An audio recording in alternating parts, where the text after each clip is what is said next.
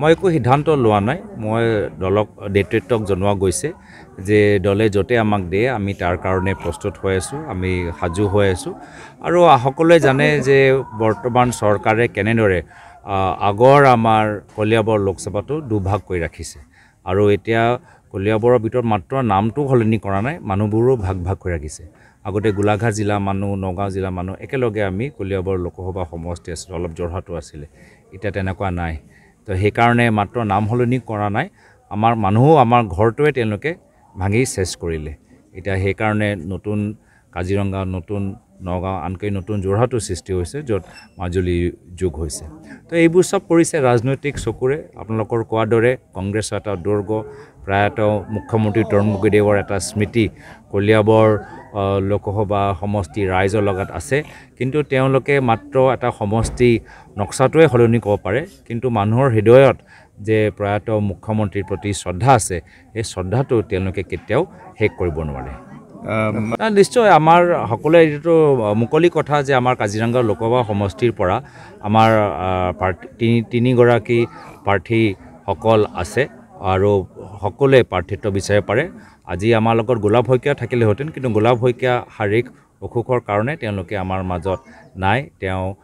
ইতিমধ্যে এটা নতুন দায়িত্বও পাইছে জিলা কংগ্ৰেছৰ সভাপতিও হিচাপে তেওঁ দায়িত্ব পাইছে অলপ দিনৰ পিছত যেতিয়া তেওঁ সুস্থ হ'ব তেওঁলোকো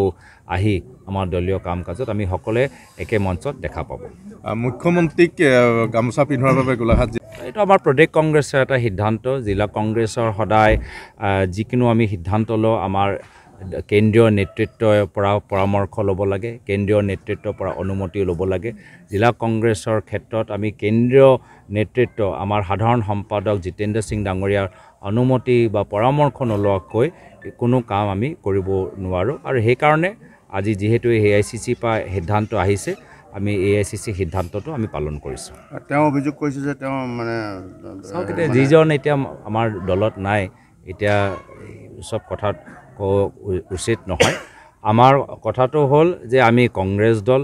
আমি প্ৰায়ত তৰুণ গগৈদেৱৰ লগত বহুতে ইয়াত কাম কৰিছিল বহুতে মোৰ খুৰা ডিব্ৰুগড়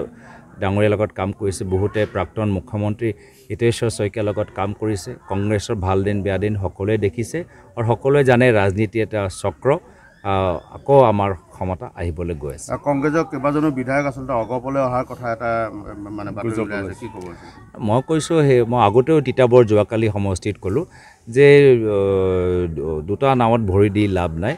যিসকলক যাব লাগে কংগ্ৰেছৰ পৰা এটলিষ্ট পদত্যাগটো কৰক কংগ্ৰেছৰ আকৌ লেবেলটো পিনি AGP ওচৰত যাব নালাগে বা কংগ্ৰেছৰ লেবেল পিনি BJP চৰকাৰক সমৰ্থন কৰিব নালাগে এই লেবেলটোও গুচাই দিয়ক যদি আত্মাটোৱে তেওঁলোকৰ BJP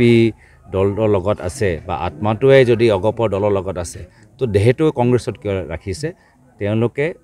কংগ্ৰেছৰ প্ৰাইমেৰী মেম্বাৰশ্বিপৰ পৰা পদত্যাগ কৰক আৰু উপনিৰ্বাচনৰ কাৰণে সাজু হওক